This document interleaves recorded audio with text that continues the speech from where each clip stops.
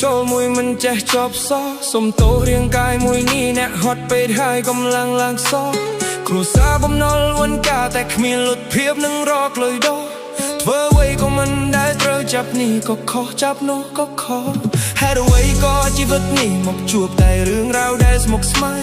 ផ្លូវចិត្តកំពុងតែរោគរាកបេះដូងដូចជាត្រូវបានគេបំផ្លាញតើគួរទៅផ្លូវណាព្រះអើយមេត្តាសូមជួយបង្ហាញឬមួយក៏អស់ផ្លូវដើរហើយប្រងនេះខិតចង់ឲ្យខ្ញុំដើរជាតិនេះខ្ញុំវាកម្មខុសគេខំណាស់ខំ every day តែគេសល់លុយសល់ឡានចំណែកខ្ញុំគ្មានសល់លុយទេតែតល់បំវែងគោលដៅដូចជាលីកទូកន្តាលទន្លេខំប្រឹងស្រវេស្រវាតែរកកោះត្រៃមិនឃើញទេ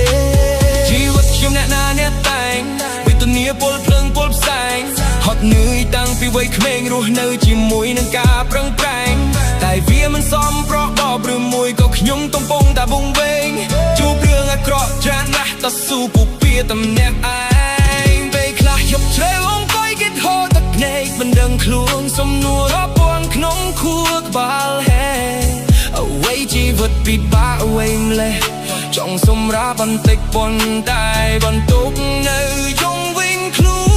នខ្ញុំសួរខ្លួនឯងរាប់រយពាន់ដងតើថ្ងៃណាទៅបានធូរស្បើយបើផ្លូវដើរខាងមុខមិនដឹងយ៉ាងណាតើអ្នកណាក៏ជួយបង្ហាញផ្លូវខ្ញុំបានជាតិនេះខ្ញុំវាកម្មខុសគេខំណាស់ខំ every day តែគេសល់លុយសល់ឡានចំណែកខ្ញុំគ្មានសល់លុយទេតែតល់វង្វេងគោលដៅដូចជាលិចទូកណ្ដាលទន្លេខំប្រឹងស្រវេស្រវាតែរកកោះត្រៃមិនឃើញទេ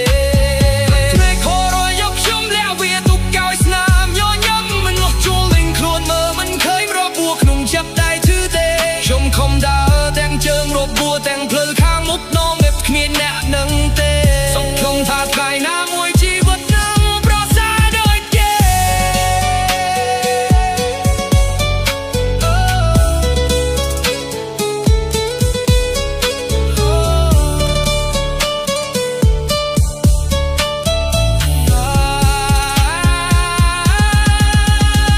បាត់ថ្ងៃស្អែកខ្ញុំនៅមានដនហើយ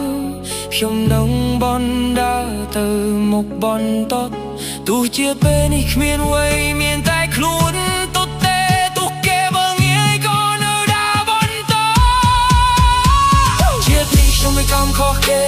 ខំណាស់ខំ every day តែគេសល់លុយសល់ឡានចំណែកខ្ញុំគ្មានសល់អីទេតែតល់វង្វេងក៏ដៅដូចជាលិចទូកន្តាលទន្លេ